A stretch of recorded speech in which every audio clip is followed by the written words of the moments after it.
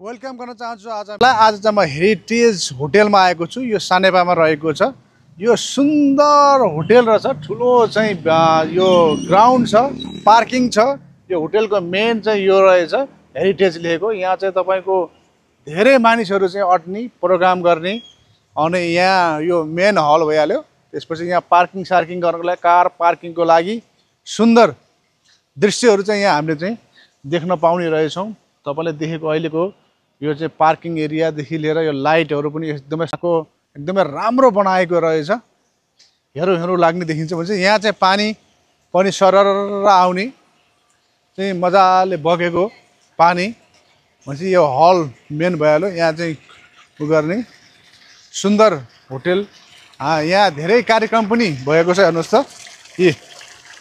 यहाँ चाहिँ परिजी हुनुहुन्छ, परी छ यहाँ। अब यहाँ दुई ठाउँमा परीको रहेछ।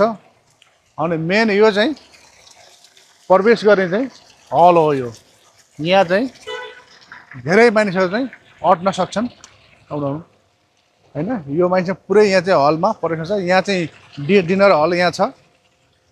अनि कार पार्किङ लगायतको यो एरिया तपाईँले हेर्न सक्नुहुन्छ। पुरै यहाँ धेरै मान्छे अट्छ। यो कार्यक्रम गर्नलाई सबैभन्दा उपयुक्त। ल 1200 भन्दा बढी मानिस यदि तपाईँलाई हलहरू चाहियो भने यो ठाउँमा आउन सक्नुहुन्छ। 1200 भन्दा धेरै ठुलो हो। 1200 को लागि यो क्यापेसिटी भएको ठाउँ हो। तपाईँले हेर्न सक्नुहुन्छ। यो चाहिँ सानेपामा रहेको छ। यसरी चाहिँ हेऱ्यो भने चाहिँ अब यो डेकोरेसन पनि यसको राम्रै छ। फुलहरू, तपाईँको लाइटहरू हेर्न सक्नुहुन्छ। लाइटले यो चाहिँ लाइटले त युनिक बनाउँदो रहेछ। ल बाँसहरू रोपेको छ। हेर्नुहोस् त, यो सानो बाँस। यो बाँसले चाहिँ रौनक पनि अर्कै प्रकारको दिएको छ।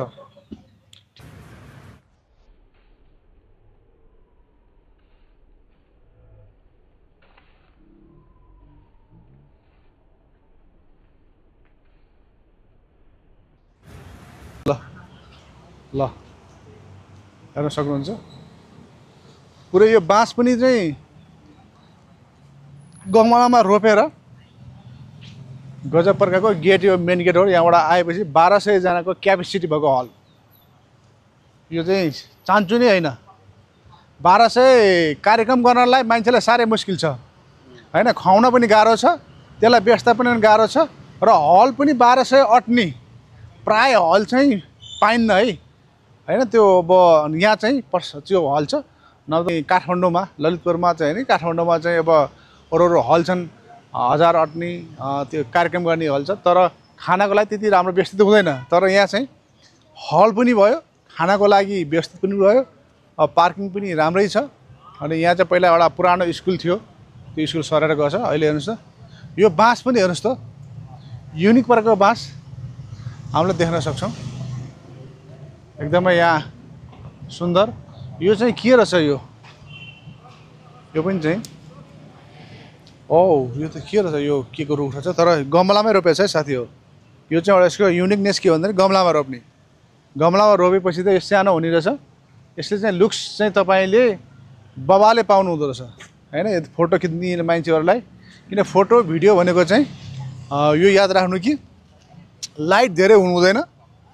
एकदमै हरियो ब्याकग्राउन्ड, त्यसपछि लाइट ठिक्कको यस्तै अब घाम नलागेको बेलामा, सूर्य एकदमै नचकेको बेलामा ठ्याक्क बिहान बेलुका चाहिँ उत्कृष्ट भिडियो आउँछ हैन। त्यसको लागि चाहिँ मान्छेलाई भिडियो बनाउन, टिकटक बनाउनलाई, अरू चाहिँ कन्टेन्ट क्रिएट गर्नको लागि चाहिँ यो ठाउँ पनि चाहिँ एरिया राम्रै रहेछ। अब तल तपाईँको दुबोहरू रोपेको रहेछ। अब यहाँ हेर्दै गयो भने चाहिँ यस्तो अवस्था छ। अब यहाँ पार्किङ सार्किङको व्यवस्था भइहाल्यो। अब यहाँ हेर्नु भने तल तपाईँको मजाले चाहिँ घाँस हेर्नुहोस् त, यस्तो राम्रो घाँस। यो बसो लाग्ने घाँस हेर्नु यो। ल अन्त यहाँ यस्तो राम्रो घाँस। अनि यो सानो बिरुवाहरू चाहिँ रोपेको रहेछ। यो अब टिकटक बनाउनलाई यो फुलहरू हेर्नुहोस्।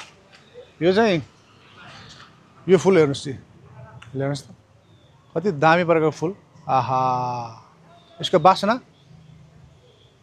ल साथीहरू यसको बास्ना त्यति नआउने रहेछ होइन तर देख्नलाई यो यसको रातो पनि होइन यो होइन यसलाई कुन कलर भन्ने होइन यो रातो अन्तर्गतै कलर बेस्ट छ यो चाहिँ लिपस्टिक कलर पनि भन्न मिल्छ होइन यो चाहिँ एकदमै म्याच हुन्छ यो अथवा हरियोमा चाहिँ यो एकदमै खुलेर आउँछ हेर्नुहोस् है यसको चाहिँ फुलको विशेषता के हुन्छ जब फुलेको देखिन्छ भने मान्छेलाई यसले आकर्षित गर्न सक्छ र यो चाहिँ तपाईँको घरमा अगाडि राख्दामा होइन यसरी झन् फिजेर गयो भने चाहिँ यो रुख हेर्नुहोस् है पुरै फिजिँदो रहेछ यसलाई चाहिँ हामीले चाहिँ जाने वातावरण मात्र सिर्जना गर्नुपर्छ बोट पनि सानो सानो हुने रहेछ हेर्नुहोस् है यही त्यो ठुलो चाहिँ गरेर चाहिँ हुने रहेछ सानो ठक्क यहाँसम्म छ यहाँबाट यो बढ्दै बढ्दै गयो बढ्दै फुलले रौनक पनि दियो लाइट पनि यहाँ चाहिँ जडान गरिएको छ लाइटले चमक पनि दियो अनि यो फुलले चाहिँ अब यो कुन महिना फुल्छ 12 महिना फुल्यो भने चाहिँ अब के भन्नु यो त सुनमा सुगन्ध भइहाल्यो तर पनि चाहिँ यो यति फुलेर पनि त कुन सिजनमा फुल्छ त्यो सिजन पनि यसले चाहिँ राम्रो रौनक दिन्छ र मान्छेहरूले चाहिँ आएर चाहिँ यस्तो होटेलमा व्यवसायमा चाहिँ हामीले खानेकुरा पनि चाहिन्छ होइन त्यो हस्पिटालिटी पनि चाहिन्छ साथसाथै फुलहरू तपाईँको बगैँचाहरू गर्दै भने चाहिँ मान्छे के छ त्यहाँ चाहिँ भिडियो खिच्न पनि आउँछन् होइन अहिले जमाना टिकटक बनाउने भिडियो बनाउने मान्छेहरूलाई अनि त्यहाँ बसेर चाहिँ आनन्द लिने हुन्छ त्यस कारण यो पनि चाहिँ यो होटेलले चाहिँ यो पनि मेन्टेन गरेको देखिन्छ अब यहाँ मात्र होइन कि अब हामीसँग अलिकति समय पनि कम छ रात पनि पर्ला अरू उसमा पनि तपाईँको हेर्नुहोस् यो चाहिँ रुख बिरुवाहरू हरियो परियो चाहिँ रोपेको देखिन्छ अब यहाँ पनि तपाईँको लाइट हेर्नुहोस् है रुखमा त लाइट चाहिँ अब नेपालीको सिस्टम होइन तर विदेशीहरूले चाहिँ नयाँ नयाँ कुरा चाहिँ इन्भेन्सन गर्ने कारणले रुखमा चाहिँ तपाईँले लाइट देख्न सक्नुहुन्छ अब यहाँ तपाईँको हेर्नुहोस् बाँस यो बाँस त अब हाम्रो गाउँघरमा कति तर होटेलतिर चाहिँ यस्तो बाँस राख्दा पनि तपाईँको के हुँदो रहेछ नि निगारो के भन्छ होइन यसले चाहिँ कस्तो राम्रो चाहिँ झपक्क चाहिँ हरियो भएको देखिने रहेछ अब सानो सानो नरियलको जस्तो तपाईँले यहाँ देख्न सक्नुहुन्छ उतापट्टि त्यो पनि चाहिँ गजब प्रकारले नबढ्ने सानो सानो त्यो पनि चाहिँ हरियो परियोले चाहिँ एक प्रकारको चाहिँ रौनक देख्ने रहेछ त्यस कारण चाहिँ होटेलमा चाहिँ हामीले चाहिँ यो प्रकारले चाहिँ देखाउन सकिने रहेछ रोप्न सकिने रहेछ गर्न सकिने रहेछ अनि यो होटेल चाहिँ ललितपुरमा सबैभन्दा बढी क्यापेसिटी भएको होटेल होइन यो हो ललितपुरमा त एक मात्र ललितपुरमा यत्रो क्यापेसिटी भएको होटेल छैन है त्यसकारण चाहिँ तपाईँलाई अब यो यसको तरिका पनि तपाईँले सञ्चालन गर्न पनि गाह्रो त गाह्रै छ होइन तपाईँले हेर्न सक्नु चाहिँ यसलाई पनि चाहिँ अब कस्तो मजाले चाहिँ यसको यो हेर्नुहोस् कति मजाले यो यसलाई चाहिँ अब मेन्टेन गर्नुपर्छ यसलाई काट्नुपर्ने हुन्छ होइन यसलाई चाहिँ राम्रो प्रकारले चाहिँ फुलको थुङ्गा जस्तै प्रकारले चाहिँ सुसज्जित त्यस कारण चाहिँ यो पनि चाहिँ आवश्यक छ सानो रुख हो त्यति बढ्ने खालको छैन होइन यो चाहिँ अब बढ्दै बढ्दै जाला यसले काटकुट गर्ने यो तपाईँले 8-10 वटै यहाँ देख्न सक्नुहुन्छ अनि चाहिँ अब होटेलको चाहिँ अब यता माथि डाइनिङ रहेछ तल माथि सबै कुरो चाहिँ यो होटेलको मलाई चाहिँ राम्रो लाग्यो र गेट पनि एउटा यता रहेछ एउटा चाहिँ त्यहाँ रहेछ होइन यसरी चाहिँ यो पहिला एउटा पुरानो स्कुलबाट चाहिँ अब यो होटेलमा परिणत भएको देखिन्छ र तपाईँहरूलाई कार्यक्रम छ भने ललितपुरमा हुनुहुन्छ सानेपामा हुनुहुन्छ र 1200 क्यापेसिटीको होटेल चाहियो भने यसमा चाहिँ हेरिटेज होटेलमा तपाईँ आउन सक्नुहुन्छ ल यसो हजुरले यसो देखाइदिनु होला ल हेरिटेज होटेल चाहिँ गजब प्रकारको चाहिँ रहेको छ साथीभाइहरू ब्याकअप साकअप पनि रहेछ राम्रो लाग्यो पहिला हामी 2-3 पल्ट त सहभागी त भइसक्यो हो लाउनुहोस् त यसको लाइट सिस्टम पनि मजाको बनाएको छ हरियो परियो हेर्न सक्नुहुन्छ बसेर आनन्द खानपिनमा मजाले दिने देखिन्छ है साथीभाइहरू ल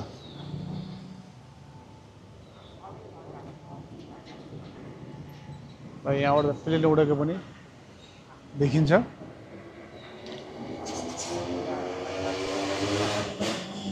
सुन्दर हेरिटेज ल हामीले त्यसरी तपाईँहरूलाई यसको चाहिँ अब भित्र हामीले देखाएन बाहिर मात्र यसको देखायौँ।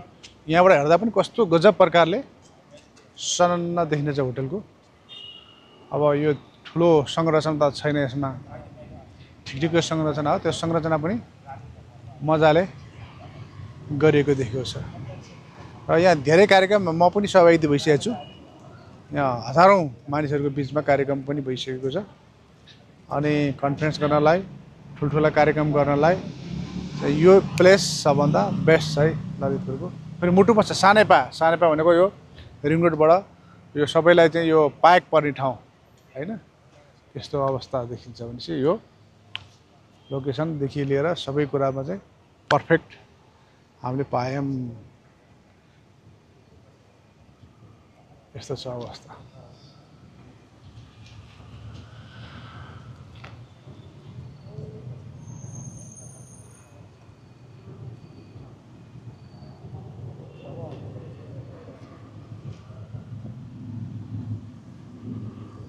ल साथीहरू, तपाईँहरूले चाहिँ कस्तो लाग्यो यो आजको यो सानो दिपेन्द्र सरलाई पनि धेरै धन्यवाद छ। उहाँले चाहिँ एकदमै बेस्ट, हामीले अब भित्र त पसेनौँ, बाहिरबाट हामीले चाहिँ केही कुराहरू चाहिँ एउटा नयाँ प्रकारले नयाँ एङ्गलमा चाहिँ यो होटललाई चाहिँ एउटा प्रमोसन गर्ने चाहिँ हामीले प्रयास छ। Thank you so much.